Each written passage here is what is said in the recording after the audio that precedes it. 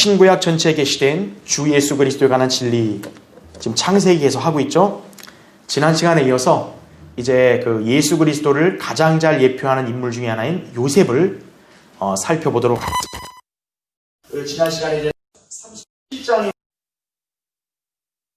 예수님과 또 요셉의 어떤 일치되는 면모를 우리가 다 봤죠, 그렇죠? 예. 계속해서 창세기 39장부터 해서 쭉 요셉의 그 행보가 예수님의 어떤 생애나 또 예수님의 어떤 속성과 일치되는 게 상당히 많아요.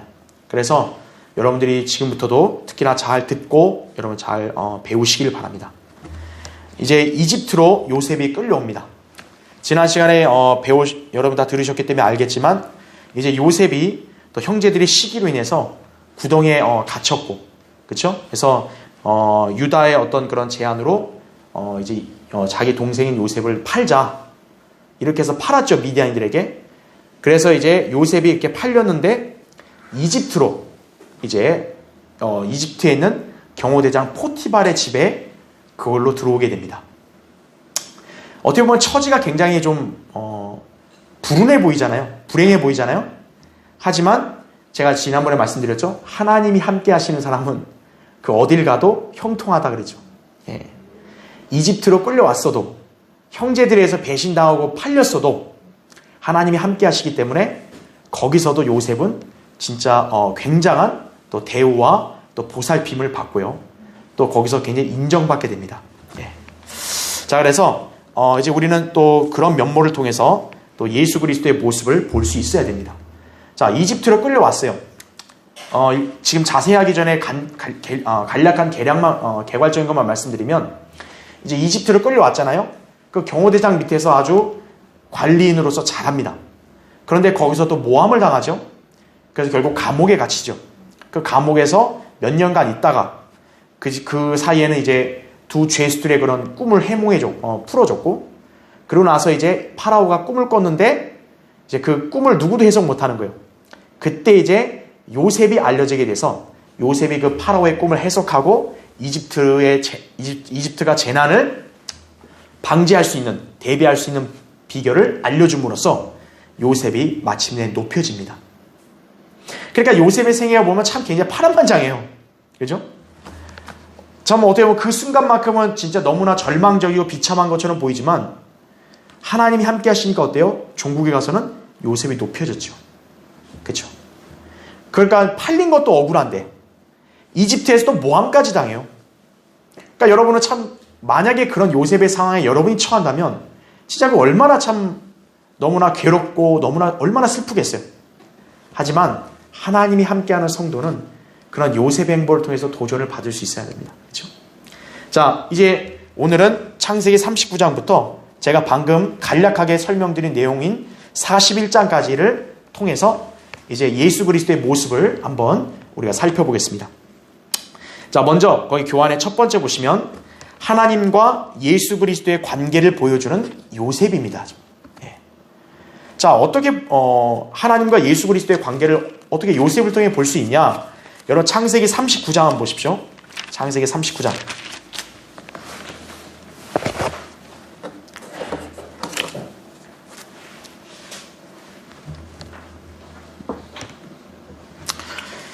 자, 창세기 39장. 자, 거기 이제 1절 아까 제가 설명드렸고 39장 2절부터 볼게요. 주께서 요셉과 함께 하셨으며 그가 형통한 사람으로 그의 주인 이집트인의 집에 있었으니 그의 주인은 주께서 요셉과 함께 하심을 보았고 또 주께서 그가 하는 모든 일을 그의 손 안에서 번성케 하신 것을 보았더라, 이렇게 말합니다. 이러니까 이 주인이 요셉을 잘해줄 수밖에 없는 거예요. 자, 그럼 우리 교환을 볼게요. 먼저 1번. 자, 하나님께서 요셉과 함께 하셨죠. 마찬가지로 예수 그리스도께서도 하나님과 함께 하신다는 거죠. 그렇죠. 예수님도 공생의 기간 동안에 그 위협을 많이 당하셨고, 그렇죠? 또 고난도 당하셨잖아요. 그렇지만 하나님께서 함께 하셨죠. 그렇죠. 그러니까 예수 그리스도께서 하시는 모든 일마다 어때요? 이렇게 순탄하고 또 번성하셨다는 거죠. 자, 2번 보시면 사람들이 볼 때 하나님께서 요셉과 함께 했던 것처럼 이거죠. 방금 우리 3절 읽을 때도 주인이 요셉을 볼 때, 아, 이 친구가 하나님이 함께 하시는 사람이네. 이걸 알아봤다는 거죠. 그것처럼 사람들도 예수 그리스도께서 하나님이 그분과 함께 하시는 것을 보았다라는 거죠. 요한복음 10장 41절 42절에 보면 그렇게 내용이 나온다라는 거죠. 그러니까 요셉을 통해서 사람들은 아, 하나님이 함께 하신다. 또 예수 그리스도를 통해서 어때요? 사람들도 야, 저분은 하나님과 함께 하신다. 이렇게 알 수 있었다는 거죠. 그렇죠? 그런 면에서 일치하는 거예요. 자, 3번. 이제 그거는 4절에 나온 말씀인데 그가 요셉을 그의 집을 관리하는 관리인으로 세워 그가 소유한 모든 것을 그의 손에 맡기니라 이렇게 말씀합니다. 분명히 그 집의 주인은 따로 있는데 그 주인이 어때요? 그 집을 관리하는 모든 권한을 요셉에게 주는 거예요. 요셉이 그 집을 다스립니다. 그렇죠? 자, 이것은 뭐하고 이제 비교할 수 있냐면, 자, 예수 그리스도께서도 아버지 하나님의 집을 맡아 다스리시고 치리하셨죠. 히브리서 3장에 보면 모세와 예수님을 비교합니다. 모세는 종이잖아요, 신분이. 종으로서 어때요? 하나님의 집에 신실했다 그랬어요. 실제로 이스라엘 민족을 백성 어때요? 잘 이렇게 관리하고 또 치리하고 그랬잖아요. 그처럼 예수 그리스도는 종이 아니라 뭐예요? 아들이시고 그 집의 주인이 아니에요. 어떻게 보면. 그렇죠? 그런데도 어때요? 그 집을 맡아서 다스리셨다라는 거죠. 모세가 신실하듯 예수 그리스도께서도 신실하셨다라는 거죠. 집을 다스리고 치리하는데 신실했다라는 거죠. 히브리서 3장 1절부터 4절에 나옵니다. 그러니까 그 말씀을 보면 아, 여기서 요셉과 예수님이 또 일치하는 거죠. 집을 맡아 치리하는구나 라는 거죠. 자, 밑에 보세요. 4번. 요셉이 그의 목전에서 은혜를 얻어 그를 섬기니 그랬어요. 여기 그 4절도 보니까 요셉이 그의 목전에서 은혜를 얻어 그를 섬겼다. 그러니까 주인의 목전에서 요셉이 주인에게 은혜가 된 거예요. 그러니까 어때요? 요셉을 잘해주죠. 이처럼 그리스도께서도 하나님의 목전에서 은혜를 발견하셨다 이거죠. 시편 45편 2절에 거기에 있는 예언적인 말씀에 따르면 예수님이 다른 사람들보다 더 이렇게 은총을 받으셨다는 말이 나옵니다. 그렇죠? 자, 5번 보시면 하나님께서는 요셉 때문에 포티발의 집에 복을 주셨다 그래요. 거기 5절 보면 그가 요셉을 자기 집과 그가 소유한 모든 것을 관리하는 관리인으로 세운 때부터, 그러니까 언제부터요? 그 주인이 그 요셉을 집을 맡은 관리인으로 딱 세운 거예요. 임명한 때부터 어때요? 주께서 요셉으로 인하여 그 이집트인의 집에 복 주시니 주의 복이 그의 집과 들에 있는 모든 소유에 임하더라 이렇게 말씀합니다. 자, 이 경호대장 포티발, 이 주인이 누구 때문에 복 받는 거예요? 요셉 때문에 복 받죠. 자, 마찬가지로 그리스도인과 이스라엘도 어때요? 예수 그리스도로 인하여 복 받는 거예요. 그렇죠? 예. 그러니까 포티발 집이 요셉 때문에 하나님 복 받았듯이 우리 성도들도 어때요? 예수 그리스도 때문에 하나님의 복을 받는 거예요. 우리들은 참 굉장히 조화가 잘 되죠. 그렇죠? 예. 자, 영적으로도 적용해 본다면 그리스도인 하나님의 자녀들을 이렇게 잘 대해주면요, 그 가정이나 그 개인이나 또 그 회사나 집단도 복 받는 거예요. 하나님의 사람을 홀대하잖아요. 그럼 하나님께서 그 사람들 복을 안 주는 거예요. 하나님의 자녀, 성도의 지위와 위상은 그런 거예요. 여러분으로 인해서 다른 사람이 복 받을 수 있고 때로 저주받을 수 있다는 거 아셔야 돼요. 그러니까 성도가 되었다는 게 얼마나 감사하다는지 우리가 기억해야겠죠. 그렇죠? 자, 6번을 보시면 포티발이 자기가 소유한 모든 것을 요셉의 손에 맡겼어요. 거기 6절 보니까 그는 자기가 소유한 모든 것을 요셉의 손에 맡기고 그가 먹는 음식 외에는 그가 가진 것이 무엇이든지 알지 못했더라 이거죠. 이거는 무슨 단순한 집사 그 개념 훨씬 넘어요. 집 관리인, 보통 집 관리인 훨씬 넘는 거예요. 왜냐하면 이 집주인이 그 집은 자기 건데도 자기가 먹는 음식 외에는 아무것도 모르는 거예요. 다 누구한테 맡긴 거예요? 요셉에게 맡긴 거예요, 전부 다. 그러니까 이게 요셉을 얼마나 신뢰했으면 이렇게 하겠어요. 여러분 아무리 친한 사람이라도 그 사람하고 보통 신뢰관계가 아니면 자기 집 재산이나 이런 걸 그 비밀번호를 함부로 맡기겠어요? 뭐 통장이나 금고의 비밀번호를? 그럴 리 없죠. 근데 오히려 이 주인은 어떤 거예요? 요셉에게 다 맡기고 자기가 몰라 오히려. 그렇죠. 자, 포티발 이 집주인이 자기 소유를 다 그 관리인에게 맡겼죠. 자, 온 세상은 다 누구의 것입니까? 하나님의 것이죠. 하나님께서 모든 소유를 누구에게 맡기세요? 예수 그리스도께 맡기셨습니다. 그래서 마태복음 28장 18절에 보면 예수님이 이렇게 말씀하세요. 하늘과 땅에 있는 모든 권세를 나에게 주셨도다 라고 이렇게 말합니다. 예수 그리스도는 이제 하늘과 땅을 이렇게 치리하고 그렇게 주관할 수 있는 권세를 받으신 것이에요. 그렇죠? 그것을 우리가 볼 수 있다라는 거죠. 자, 7번. 자, 그런데 이제 요셉이 이렇게 잘 풀린 것처럼 풀렸지만 그렇게 보이지만 뒤이어서 또 이제 요셉이 시험에 당하고 또 모함을 당합니다. 그래서 그 감옥에 갇히죠. 그래도 하나님께서는 요셉에게 어때요? 자비를 베푸신다라고 그랬어요. 21절에 나온 대로. 자, 그것처럼 마찬가지로 예수님께도 어때요? 자비를 보이셨다라는 거죠. 하나님께서는. 예수 그리스도가 분명 이 죄인들의 죄들을 대신하여 하나님의 저주와 진노를 받으셨잖아요. 그럼에도 하나님께서는 자비를 보이셨다라는 거죠. 자, 그런 부분들이 이제 우리가 요셉을 통해서 하나님과 예수 그리스도의 관계를 볼 수 있다라는 것입니다. 자, 두 번째 그 교환해 보면 이제 요셉이 이렇게 하나님과 함께하는 그런 형통한 여정을 겪었지만 지금 걷고 있지만 억울한 누명을 씁니다. 그렇죠? 이것은 마치 예수 그리스도께서도 죄 없으신데 어때요? 우리를 대신하여 죄인으로 취급받는 그런 억울한 것을 예표하는 것입니다. 자, 한번 볼게요. 1번. 예수 그리스도께서는 요셉과 마찬가지로 어때요? 시험을 당하셨다 그랬습니다. 거기 39장 7절을 보세요. 자, 요셉이 경건하고 또 신실한데 그거에 대한 대가가 이렇게 옵니다. 7절 보시면 이런 일들 후에 그의 주인의 아내가 요셉에게 눈길을 보내며 말하기를 나와 동침하자 하나 그러죠. 그 집주인의 아내가 어떻게 보면 안방마님아니에요. 그 아내가 어때요? 요셉을 꼬시는 거죠. 나하고 이렇게 쉽게 말하면 이제 간음을 하자 이거예요. 어떻게 보면 요셉의 입장에서 어때요? 이게 시험일 수도 있습니다. 왜냐하면 사실 그 집주인은 아무것도 모르죠. 모든 것을 다 요셉에게 맡겼잖아요. 그렇죠?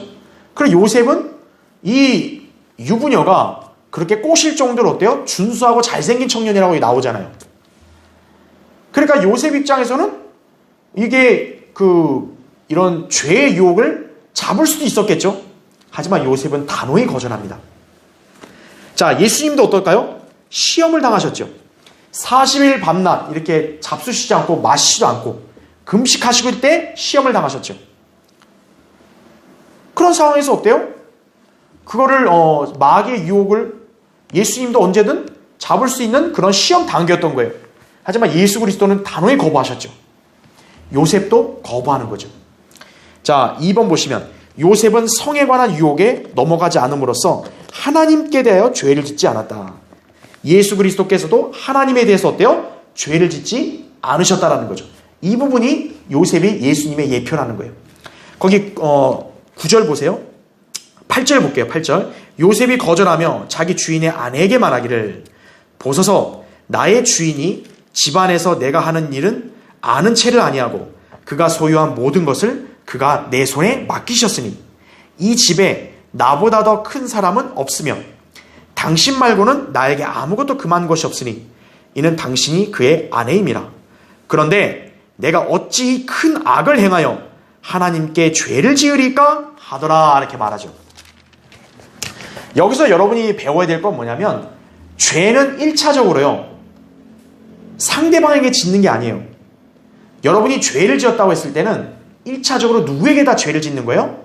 하나님께 대하여 죄를 짓는다는 걸 아셔야 돼요. 여러분이 어떤 교회에서 뭔가 결례를 했거나 또 다른 지체들에게 결례를 했거나 혹은 여러분 개인의 삶 속에서 뭔가 잘못을 했다 했을 때 그게 단순히 사람으로서 죄를 진 게 아니라 1차적으로 모든 인간들은 다 죄는 누구에 대해서 진 거예요? 하나님께 대하여 죄를 진 것이에요. 그것이 성경적 원칙입니다. 그래서 우리가 죄를 졌을 때는 가장 먼저 누구에게 자백을 해야 돼요? 하나님께 자백해야 되는 거예요. 예. 요셉이 얘기했을 때도 사실 요셉이 만약 이 포티발의 아내와 집주인의 아내와 간음을 했다면 사실은 그 포티발에게 죄 진 거 아니에요. 그런데 요셉은 뭐예요? 자기 주인에게 죄 졌단 말 안 하고 하나님께 죄 진다고 말을 하죠. 그것이 원칙이라는 걸 잘 아셔야 됩니다. 그러니까 그리스도인은 왜 극도로 이렇게 죄를 경계하고 죄에 대해서 민감하게 반응해야 되냐면 우리가 하나님께 대해서 죄를 짓는 거기 때문에 그래요. 모든 것들이 다. 그래서 잘 기억해야 됩니다. 자, 3번 보세요. 요셉은 자기 주인의 아내를 범했다는 거짓 누명을 쓰며 고소를 당해요. 그러니까 이제 이 아내가 자꾸 눈길을 줘요. 이렇게 유혹의 눈길을 주는데 이 요셉이 넘어가질 않거든요. 그러니까 어느 날 여기 보면 요셉이 이제 자기를 보려고 그 집에 들어왔더니 집에 아무도 없는 거예요.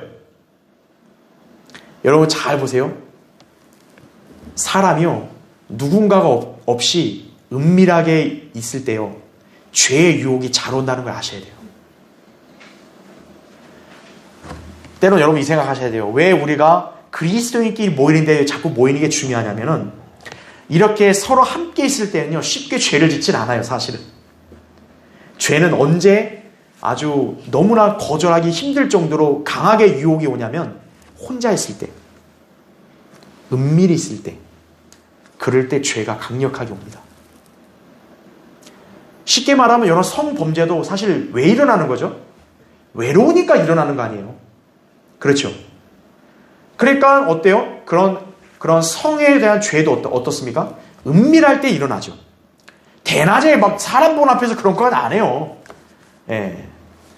여기도 마찬가지예요. 지금 어때요? 집에 아무도 없어요. 아무도 없고 그 여자와 자기 둘뿐이에요. 요셉과 둘뿐이에요. 그러면 마귀가 어떻게 유혹하겠어요? 요셉에게. 야, 좀 한번 이렇게 그 여자하고 이렇게 간음한다고 해서 누가 보는 사람도 없는데 게다가 또 지금 요셉은 여기서는 젊어요? 아니면 나이 들어요? 나이 들었으면 뭐 그런 거 기력도 없겠지만 젊은 사람은 그런 거 혈기도 왕성할 거 아니에요. 바로 이럴 때 죄의 유혹이 오는 거예요. 근데 요셉은 어떻게 합니까?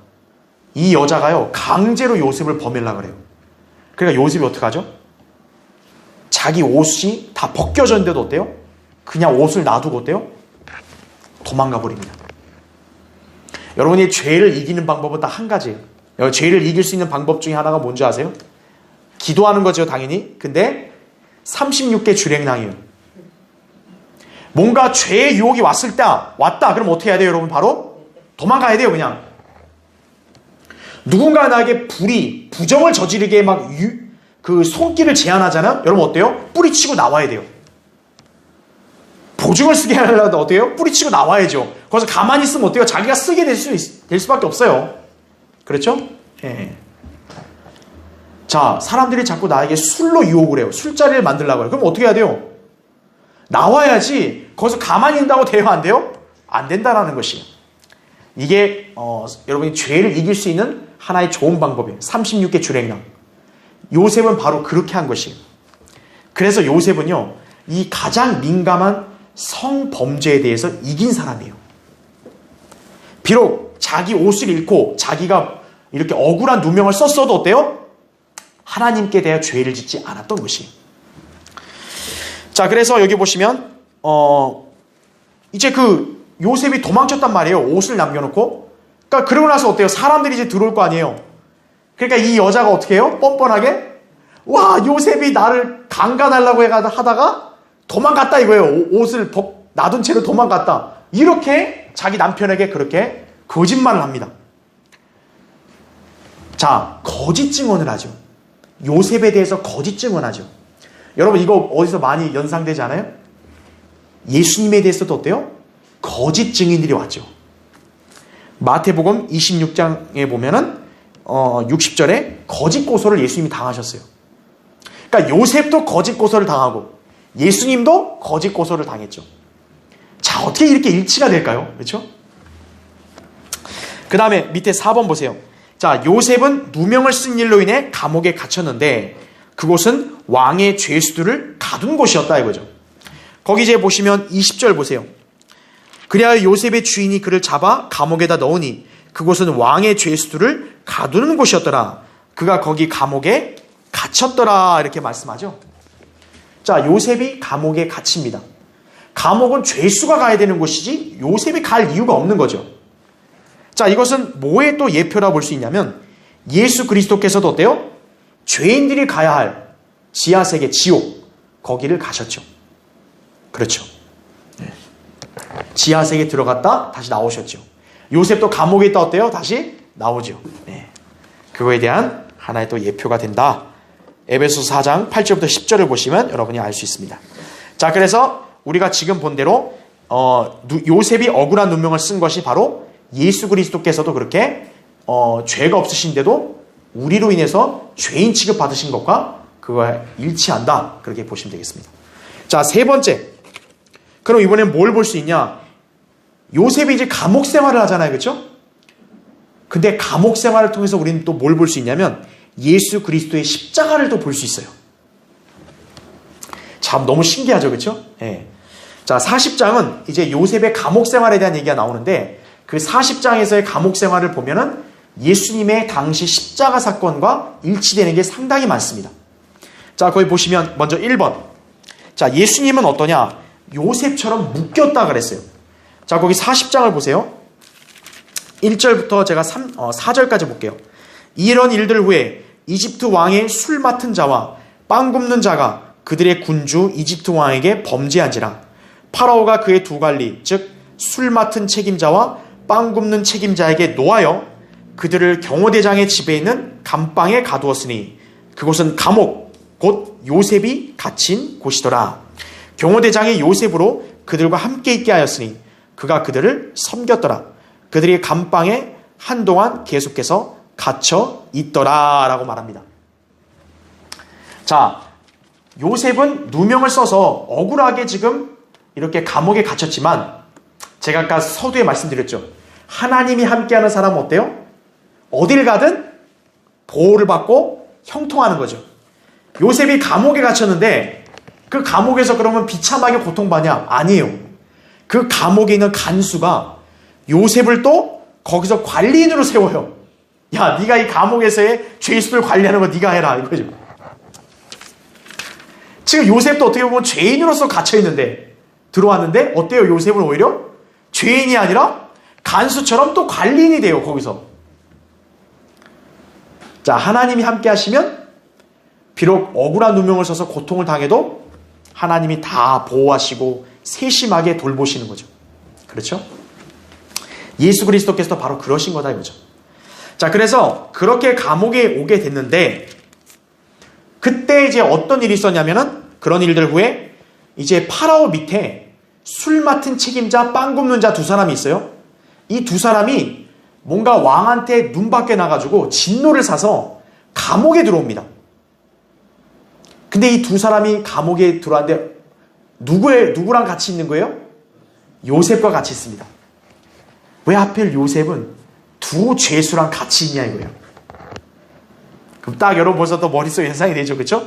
예. 자, 보세요. 일단 1번. 예수님은 요셉처럼 묶였다 이거죠. 그렇죠? 겟세마네 동산에서 예수님도 보면 묶여서 갔죠. 요셉도 묶여서 온 거죠.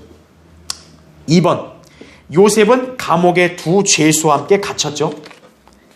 자, 예수 그리스도께서도 십자가의 양옆에 누가 있었어요? 두 죄수가 함께 있었죠. 그렇죠. 마태복음 27장 38절에 이렇게 나오죠. 3번 밑에 보세요. 교환의 3번. 사실 요셉은 죄를 짓지 않았음에도 감옥에서 그 죄수들과 함께 있음으로 해서 범죄자 취급을 당했죠. 예수님께서도 어때요? 무죄이신데도 어때요? 범죄자들과 더불어 헤아림을 받았다. 마가복음 15장 28절에 그렇게 나옵니다. 그래서 마가복음 15장 28절에 보면 예수님 십자가 양옆에 강도가 같이 못 박혔다고 말하면서 범죄자들과 더불어 헤아림을 받았다. 이렇게 기록합니다. 근데 그 구절이 어디 나오는 거냐면 이사야 53장에 나오는 거예요. 이사야 53장은 뭐에 대한 예언이에요? 메시아께서 죄를 대신하여, 우리의 죄를 대신하여 죽으시는 것을 예언하고 있거든요. 그때 이사야 53장 12절에 범죄자들과 더불어 헤아림을 받았다. 그 말이 나오는데 그거를 예수님 십자가 양옆에 강도가 못 박힌 걸로 인용해서 설명합니다. 그러니까 예수님이 양옆에 강도들과 같이 십자가에 못 박힌 이유는 예수님이 죄가 없는데도 어때요? 우리를 위해서 어때요? 범죄자로 친히 취급받으신 거죠. 자, 그 모습은 지금 요셉이 예표하고 있는 거예요. 요셉도 죄가 없는데 어때요? 지금 이 두 죄수들과 같이 있음으로 해서 어때요? 자기도 죄수같이 된 거죠. 자, 밑에 4번 보세요. 두 명의 죄수, 왕의 진노 아래 있었습니다. 아까 우리 읽었던 대로 파라오가 분명히 진노해가지고 이 두 사람 가뒀다 그랬거든요. 40장 이전에. 그 죄수는 왕의 진노 아래 있죠. 이것은 뭘 뜻합니까? 구원받지 않은 모든 죄인들도 하나님의 진노 아래 있다는 걸 보여주는 거예요. 자, 그러면 그들과 함께 있는 요셉은 어떨까요? 그걸 마치 뭐냐면 예수님도 죄가 없으시지만 우리 때문에 어때요? 하나님의 진노와 저주를 대신 받으셨잖아요. 그렇죠? 그것을 보여주는 것이다. 자, 밑에 5번을 보세요. 창세기 40장에서 빵과 포도주가 등장하고 있어요. 자, 이게 뭐냐면 이제 그 술 맡은 자, 빵 굽는 자, 술 맡은 자는 뭐냐면 쉽게 말하면 포도주예요. 파라오의 잔에다가 포도주를 이렇게 만들어서 주는 사람이고, 빵 굽는 자는 파라오가 먹는 빵을 준비하는 사람이에요. 근데 이 두 사람이 뭔가 왕한테 이렇게 잘못을 많이 했는지 진노를 사서 감옥에 왔다가 이들이 꿈을 꿉니다. 근데 이들이 꾼 꿈이 그들의 직업과 너무 연결이 잘 되는 거예요. 술 맡은 자는 뭘 꿔요? 어떤 꿈을 꿉니까? 거기 보시면 이제 포도송이, 포도나무에 포도송이 익은 게 열렸다. 그러면서 포도를 따서 그 파라오의 잔에다 즙을 짰다. 그렇게 나오거든요. 술 맡은 자는 포도즙을 짰다. 이 말이 나오죠. 포도주가 나오죠. 그럼 빵 굽는 자는 뭘 꿨냐? 빵, 광주리, 그걸 껐어요. 빵이죠. 자, 빵과 포도주 하면 여러분 딱 뭐가 떠오르세요? 주의 만찬이 떠오르죠. 예수님의 살을 상징하는 빵, 피를 상징하는 포도주, 딱 그게 떠오르죠. 왜 창세기 40장에 하필 그런 사람들이 여기 등장하냐 이거예요. 예수 그리스도를 보여주는 거죠. 자, 그래서 거기 5번 보시면 다시 창세기 40장에서 빵과 포도주가 등장하고 있는데 이는 주의 만찬의 두 요소를 보여준다. 창세기 40장의 포도즙은 포도 열매에서 난 새 포도주와 동일한 것이었다라는 거죠. 자, 거기 창세기 40장 9절 보세요. 9절. 거기 창세기 40장 9절에 술 맡은 책임자가 자기 꿈을 요셉에게 이야기하였는데 말하기를, 보라, 내 꿈에 내 앞에 포도나무가 있는데 그 포도나무에 세 가지가 있고 싹이 나는 것 같았는데 꽃이 피고 그 포도송이에 익은 포도가 열렸더라. 파라오의 잔이 내 손에 있어 내가 포도를 따서 파라오의 잔에다 즙을 짜서 그 잔을 파라오의 손에다 주었노라 하니 그랬죠. 자, 포도나무에 세 가지가 있다 그랬죠. 요셉이 해석합니다. 12절. 요셉이 그에게 말하기를 그것의 해석이 이러하니 그 세 가지는 3일이라. 이제부터 3일 안에 파라오가 당신의 머리를 들어올려서 당신의 자리를 회복시키리니 당신이 전에 그의 술 맡은 자였을 때 했던 대로 당신은 파라오의 손에 그의 잔을 건네주리이다. 그러나 일이 잘 되거든 나를 생각하고 내가 당신에게 부탁하오니 나에게 친절을 베풀어서 나에 대해 파라오에게 고하여 나를 이 집에서 나가게 하소서 그랬죠. 아까 포도나무에 세 가지가 있다 그랬죠. 숫자 3은 뭘 뜻한다 그랬어요? 3일. 3일 후에 당신은 회복된다 이거죠. 그러니까 이 사람이 지금 꿈꾼 게 뭐예요? 파라오의 잔에서 어때요? 포도송이를 짜서 즙을 파라오가 마시게 줬다는 거죠. 자, 이게 바로 뭐냐면 새 포도주예요. 새 포도주. 예수님이 주의 만찬 때 제자들에게 준 잔, 포도주도 바로 뭐라는 거예요? 오늘날 교회들이 하는 그런 발효된 술이 아니라 포도송이를 짜서 만든 즙이라는 거죠. 네, 새 포도주. 바로 그것을 여기서 나타내는 것입니다.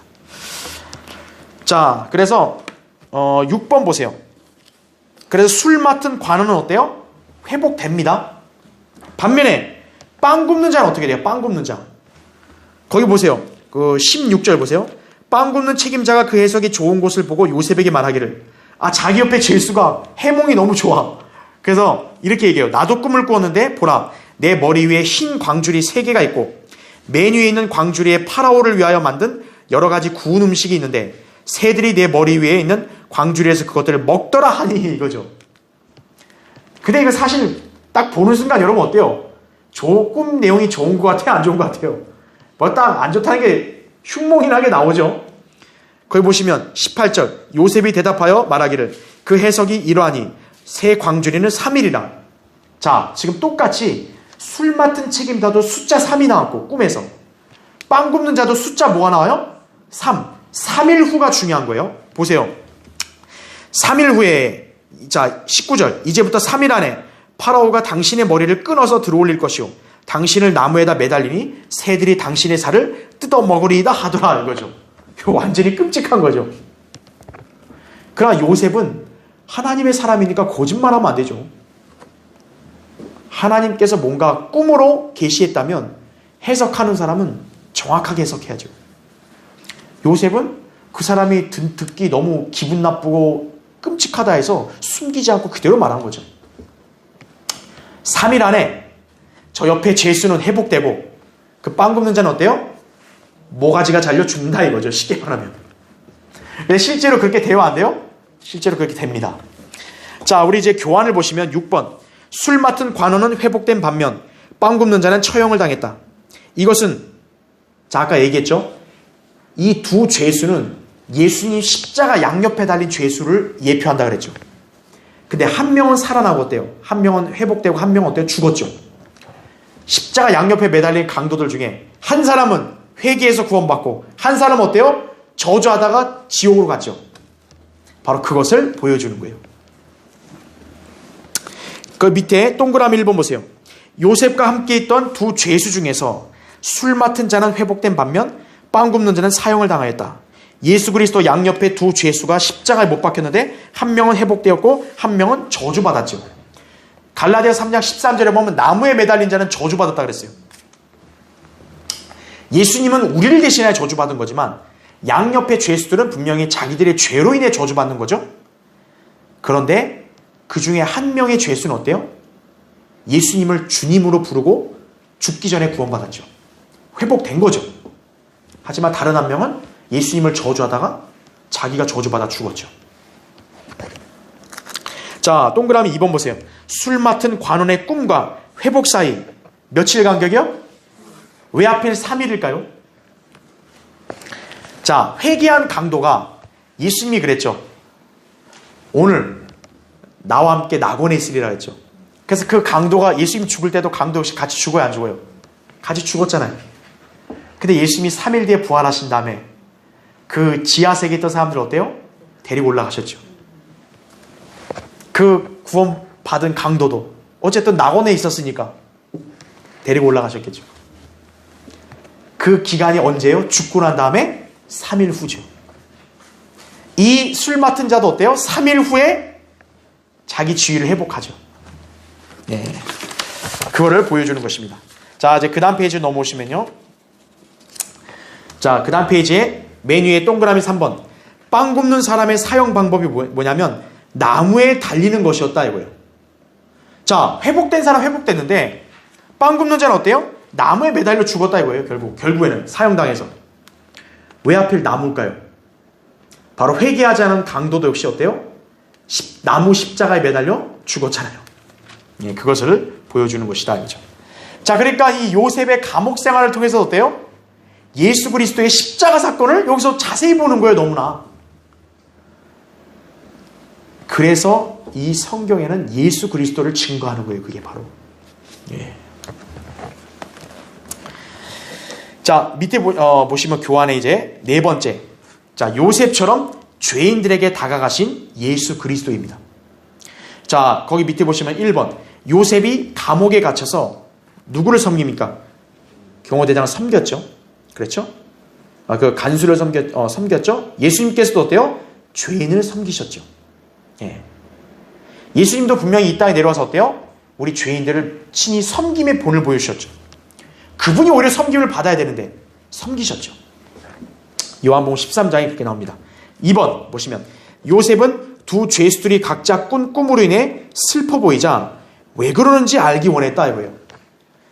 그 아까 40장 7절에 보니까 이 양 죄수들이 꿈을 다 꾸고 일어난 거예요. 일어나니까 꿈 내용이 너무나 이게 생생하지만 이거를 의미를 모르니까 막 근심하고 슬퍼 보여요. 그러니까 요셉이 가서 물어요. 아니 왜 슬퍼하냐? 그럽니다. 자, 이 접근, 그 다음에 이 질문 어디서 많이 여러분 본 것 같지 않으세요? 예수님 부활하시고 나서 누가복음 24장에 보면 엠마오로 가는 두 제자들이죠. 엠마오로 가는 두 제자들한테 어때요? 예수님이 다가갔죠. 근데 거기에서 당시에 두 제자들이 굉장히 근심과 슬픔에 잠겨 있었다고요. 왜냐하면 그들은 예수님이 지금 부활하신 예수님이 바로 앞에 있는데도 못 알아보고 자기들이 그렇게 믿고 따라갔던 그분이 십자가에 죽었고 3일 뒤에 부활한다 했는데 지금 모르겠다 이거예요. 행방을 모르겠다. 슬퍼 보였죠. 근데 예수님은 그 엠마오로 가는 두 제자들 어때요? 그냥 외면한 게 아니라 다가가서 왜 슬퍼하는지 물어보시죠. 그걸 보여주는 거예요. 자, 3번. 요셉은 어느 민족이에요? 히브리인이죠. 이스라엘 사람이죠. 예수님도 어때요? 히브리인, 즉 이스라엘인으로 나타나셨죠. 로마서 9장 5절에 그렇게 나옵니다. 그래서 우리 창세기 40장 15절에 보면은 요셉이 자기를 히브리인이라고 얘기해요. 예. 바로 그거는 예수님도 히브리인으로 나타나신 거에 대한 예표다 이거죠. 자, 다시 교환 4번. 괄호 4번 보면 요셉은 꿈에 대해서 어때요? 정확히 해석했죠. 틀린 게 하나도 없죠. 예수님께서도 어때요? 무한 해석을 하십니다. 누가복음 24장 45절에 성경을 열어서 그들에게 지각을 열어 성경을 알게 하시죠. 네. 예수님도 어떻었죠? 우리한테 성경을 정확하게 가르쳐 주시죠. 자, 그래서 이걸 통해서 우리는 요셉과 예수 그리스도의 일치점을 볼 수 있다라는 거죠. 자, 5번째 이제 마지막 볼게요. 마침내 이집트에서 높임받는 요셉을 통해 본 예수 그리스도. 창세기 41장입니다. 자, 그 밑에 보시면 1번. 이집트의 파라오 왕이 2번이나 꿈을 꾸어요. 41장 1절에 보니까 만 2년 후에라는 거예요. 즉 뭐냐면 술 맡은 자가 회복해서 나갔는데 요셉이 그때 부탁을 했잖아요. 당신 나가면 나에 대해서 좀 잘 얘기해서 나도 무고하니까 나갈 수 있게 해달라 부탁했거든요. 그런데 이 술 맡은 자가 어때요? 잊어버려요. 그러면서 만 2년이 지난 거예요. 그러니까 요셉 입장에서 얼마나 너무 이거 허무할 거 아니겠어요? 황당하고. 그런데 하나님의 사람을 하나님께서 그냥 놔두지 않으시죠. 왜 하나님께서는 그때 안 풀리게 했을까요? 요셉을. 하나님의 더 깊은 계획이 있으신 거죠. 바로 요셉을 이집트의 둘째 치리자가 되게 하기 위한 계획을 갖고 계시기 때문에 하나님의 계획에 따라서 움직이니까 아직 요셉을 감옥에서 해방을 안 시켜주신 거예요. 하나님의 어떤 의도가 있었던 거죠. 여러분도 영적 교훈을 받아야 될 거는 여러분 생애에도 분명 고난과 시련이 있는데 충분히 나는 여기서 하나님께서 구해주실 거라 생각했는데 그 고난과 시련이 더 오래 갈 수도 있어요. 그러면 낙담하면 안 된다는 거죠. 왜냐? 하나님께서 주관하시기 때문에 분명 하나님이 더 깊은 뜻이 있으시다라는 것이. 여러분 그거를 항상 교훈을 받아야 됩니다. 자, 요셉도 마찬가지였죠. 그래서 시간이 흘렀는데 이제 어떻게 했냐? 하나님의 때가 온 거예요. 이제 파라오가 꿈을 꿉니다. 그 1번 보세요. 이집트의 파라오 왕이 2번이나 꿈을 꾸는데 아무도 그 꿈에 관한 해석을 할 수 없었다. 이때 회복되었던 술 맡은 자가 요셉을 기억하여 그를 왕에게 소개한다는 거죠. 이러니까 왕이 요셉에게 더 관심을 가질 수밖에 없는 거죠. 만약에 술 맡은 자가 자기가 풀려나자마자 바로 요셉을 얘기했다면 파라오 왕이 그렇게 관심을 안 가졌을 거예요. 그러냐? 그래? 그냥 사면시켜. 그 요셉이 파라오를 대면할 기회가 없었겠죠. 근데 하나님은 바로 이렇게 하신 거예요. 자, 계속 볼게요. 요셉은 파라오의 꿈을 정확히 해석을 합니다. 그 두 개의 꿈이 바로 나중에 우리가 성경 공부하면 여러분 알겠지만 거기 40장 3절부터 8절까지예요. 그러니까 꿈의 흐름은 이거예요.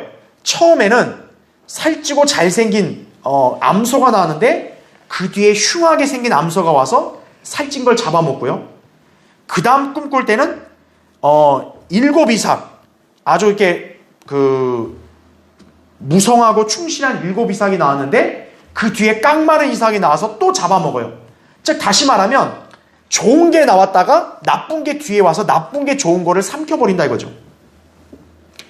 그래서 그 꿈 내용을 파라오가 영이 불안해서 모르는데 요셉이 와서 그걸 해석해 주더라 이거예요. 자, 그 꿈의 내용은 역시 뭡니까? 공통적으로 바로 뭘 가리키는 거냐면 7년 동안 이집트가 어떨지를 말하는 거예요. 좋은 게 먼저 나왔다 그랬죠. 7년 동안 이집트는 풍년이 있다 이거예요. 그런데 7년이 지난 다음은 어때요? 이집트 역사상 이런 풍년이 거의 없었다고 할 정도로 엄청난 대흉년이 옵니다. 그 흉년이 얼마나 심하냐면 그 이전에 7년의 풍년이 아무것도 아닌 것처럼 마치 잊혀진 것처럼 된다라는 거예요. 그러니까 그 꿈 내용과 정확히 맞잖아요. 네. 그래서 7년의 대흉년이 있을 거란 예언을 합니다. 그래서 밑에 2번 요셉이 꿈을 정확히 해석하면서 다가올 재난을 대비할 수 있는 방법을 다 조언해요. 신실하고 현명한 사람 세워서 그로 하여금 7년 동안 풍년한 걸 다 곡식창고에 넣어서 관리하고 흉년을 대비하라 이렇게 다 얘기해 줍니다. 그래서 파라오는 어떻게 합니까? 그 꿈을 듣고 요셉이 적임자 세우라 했더니 그 적임자는 바로 누구라는 거예요? 너 말고 누가 있겠냐 이렇게 하는 거죠. 이로써 요셉은 마침내 이집트의 파라오 다음가는 제2인자가 됩니다. 자, 이것은 뭘 예표하냐? 바로 삼위일체의 제2위이신 아들 예수 그리스도를 예표하는 거예요. 자, 왜 그런지 볼게요. 자, 그 밑에 동그라미 1번 보세요. 자, 이거는 창세기 41장 38절의 말이에요. 자, 보면 우리가 이 사람과 같이 하나님의 영이 그 안에 있는 사람을 발견할 수 있으리요 이렇게 말하죠. 자, 요셉 안에 뭐가 있다 그래요? 하나님의 영이 이렇게 있는 사람이 있냐 이거예요. 자, 하나님께서도 예수 그리스도에게 어떻게 합니까? 성령을 한량없이 부어주시죠. 요한복음 3장 34절. 예수님 안에 성령님이 얼마나 한량없이 많으셨겠어요. 충만하셨겠어요. 그렇죠? 그분은 기쁨의 기름을 부음받아 동료들보다 위에 놓이셨다라고 히브리서 1장 9절에 그게 나옵니다. 자, 그 부분을 예표하죠. 그 다음에 동그라미 2번 39절에 나온 거예요. 하나님께서 이 모든 것을 내게 보여주셨으니 그랬죠. 자, 파라오가 뭐라고 얘기해요? 요셉한테 네가 지금 그 본 거는 하나님이 다 너에게 보여주셨다 그랬죠. 자, 하나님께서도 어때요? 예수 그리스도께 모든 것을 다 보여주십니다. 그래서 요한복음 5장 20절에도 아들이 본 건 아버지도 보고 아들이 한 건 아버지도 한다 그러죠. 예, 바로 그것을 예표하는 것입니다. 동그라미 3번 너와 같이 신중하고 현명한 사람이 있다 그래 없다 그래요? 없도다. 이 온 우주에서 예수 그리스도보다 더 현명한 분이 어디 계세요? 지혜로운 분이 어디 계세요? 예수 그리스도께서는 하나님의 지혜이시고 하나님의 지혜가 육신을 입고 나타나신 분이시고 하나님의 지혜가 계시되신 그분이시다라는 거죠. 예. 자, 동그라미 4번 이제 마침내 파라오가 선언을 합니다. 너는 내 집을 치리하라. 나의 모든 백성이 내 말에 따라 다스림을 받으리니 그렇게 말합니다. 자, 여기서 보면 파라오가 지금 요셉에게 뭐예요? 너는 내 집을 치리하라 이렇게 말합니다. 자, 여기 보시면 지금 이제 이집트의 파라오가 요셉을 임명을 해요.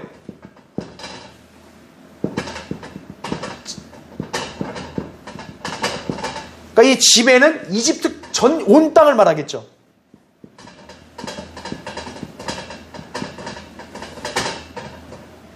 자, 파라오가 요셉을 임명해서 이집트 온 땅을 다스려라 이거예요. 원래 이집트 온 땅을 다스려야 될 왕은 파라오인데 파라오가 요셉에게 다스리라 그러죠. 너는 내 집을 치리하라 이렇게 말합니다. 자, 예수님께서도 어떻죠? 하나님의 집, 주인이신 하나님이 어때요? 그 집을 다스리도록 아들에게 임명하죠. 예, 아들이 치리하죠.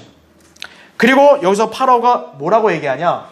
요셉에게 내 말들을 듣게 한다 그랬거든요. 백성들로 하여금 여기 보시면 아까 우리 읽었던 대로 나의 모든 백성이 내 말에 따라 다스림을 받으리니 그랬죠. 하나님의 백성은 누구의 말씀으로 다스림과 인도함을 받죠? 예수 그리스도의 말씀이죠. 그렇죠. 그래서 우리가 여기서 또 볼 수 있는 겁니다. 자, 동그라미 5번 보세요. 내가 너보다 높음은 오직 보좌뿐이니라 이렇게 말합니다. 자, 여기서 보면 파라오가 모든 전권을 요셉에게 주고 자기는 단지 뭐라는 거예요? 내가 너보다 그냥 높은 거는 뭐밖에 없다는 거예요? 보좌밖에 없다. 보좌 외에는 뭐라는 거예요? 너랑 나랑은 곧 똑같다라는 거죠.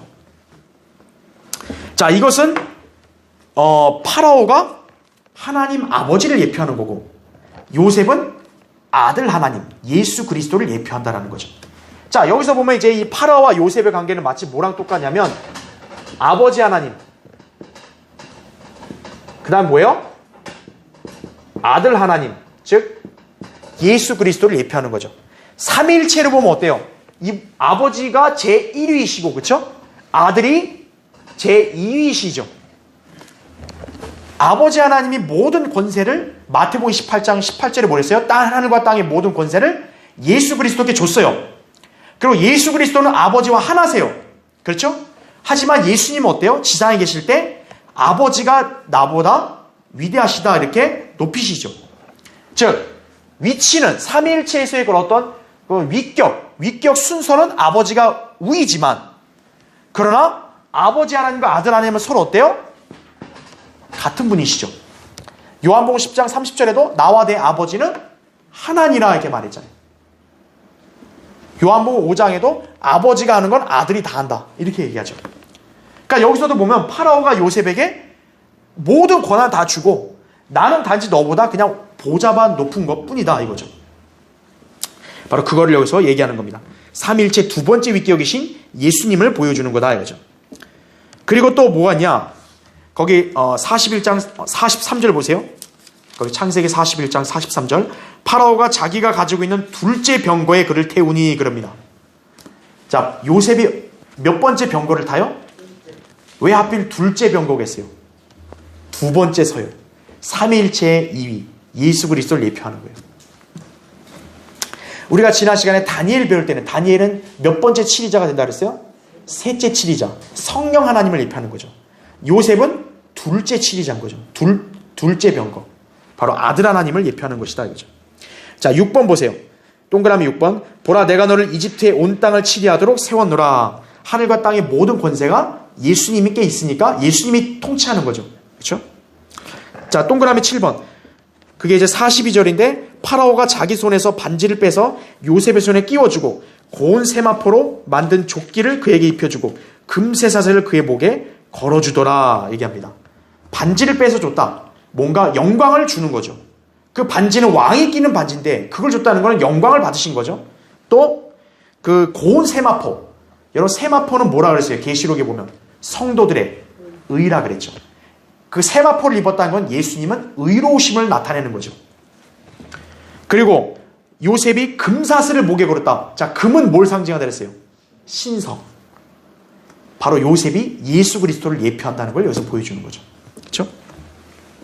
자, 마지막 동그라미 8번 나는 파라오라 내가 없이는 아무도 온 이집트 땅에서 자기 손이나 발을 들어올릴 자가 없으리라 이렇게 말합니다.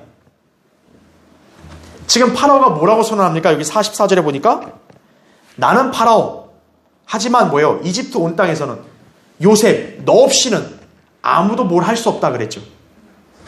이것은 요한복음 15장 5절에 보면 예수님을 포도나무라 그러고 우리는 가지라 그러죠. 그래서 예수님 뭐라고 말씀하죠? 나 없이는 너희가 나를 떠나서 너희가 어때요? 살 수 없다 그러죠. 열매를 맺으려면 예수 그리스도께 있어야 열매를 맺죠. 예수 그리스도와 떨어지면 그 사람 아무것도 못하는 거죠. 바로 그거를 여기서 보여주는 거예요. 이집트 땅에서 요셉 없이는 뭐요? 아무것도 아니다 이거죠. 요셉을 배제한 채 뭘 한다. 그거는 헛된 것이에요. 예수 그리스도 없이 인간이 뭘 하려고 한다. 그거는 쓸데없는 짓인 거예요. 구원받지 않은 사람들도 마찬가지고 구원받은 성도도 마찬가지예요. 예수 그리스도를 떠나서 그 사람이 열매를 맺는다? 육신적인 열매밖에 못 맺는 거예요. 네. 자, 이것을 우리는 여기서 볼 수 있는 겁니다. 그렇죠? 자, 그래서 사실 뒤에 해야 될 내용도 많은데 자, 시간 관계상 제가 다음 시간에 계속 더 이어서 하도록 하겠습니다. 네.